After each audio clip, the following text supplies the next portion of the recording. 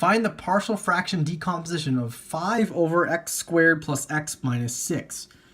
Now the first thing for this decomposition is we have to factor the denominator if we can. In this case we can. It factors into x plus 3 times x minus 2. And so each of these linear factors we can split up into, again, x plus 3 times x and x minus 2. And because they're linear factors, we give them just constant variables that we don't know yet, a and b. And so what we're going to do is we're going to take this equation and we're going to multiply it by the entire denominator on the left here. And so on the left we just have 5 because it cancels everything out. For this first a term, I'll say, the x plus 3 cancels out, but the x minus 2 doesn't. And for this one, the x minus 2 cancels out, but the x plus 3 doesn't. Now we're going to distribute the a and distribute the b. So we have ax minus 2a plus bx plus 3b. Now what we're going to do is we're going to equate coefficients. And so, in other words, we're going to collect all like terms and factor out the variable. So here we have ax plus bx, and so we're going to factor out the x, and we're going to have a plus b all times x. And then the constants, we just have negative 2a plus 3b.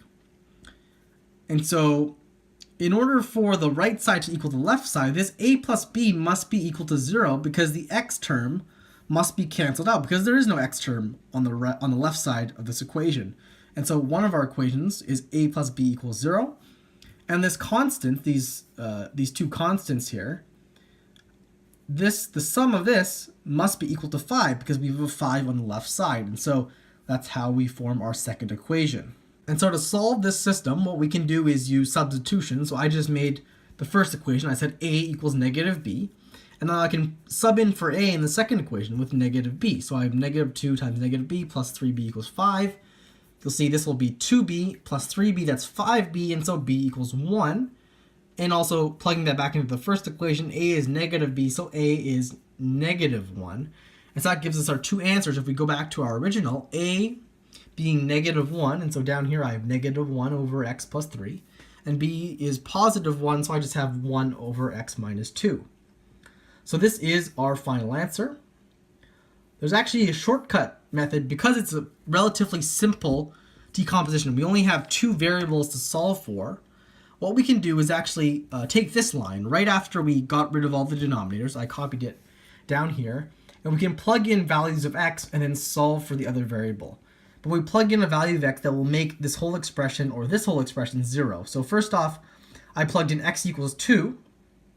And so 2 minus 2 is 0. This whole a term is canceled out.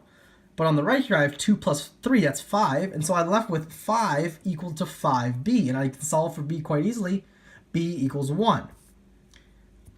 Over here, similar idea, except I plugged in x equals negative 3. Negative 3 plus 3 is 0. So this whole term will cancel out. And again, I plugged in negative 3. So negative 3 minus 2, that's negative 5 times a. So 5 equals negative 5a. And again, I can solve for a. So a equals negative 1. And so you can see, in just 3 lines, I solve for both constants. Now this only works if it's relatively simple. Again, there's only 2 constants or in some other certain situations. But yeah, those are the correct constants. And that gives you the same answer. And you don't have to go through the systems of equations.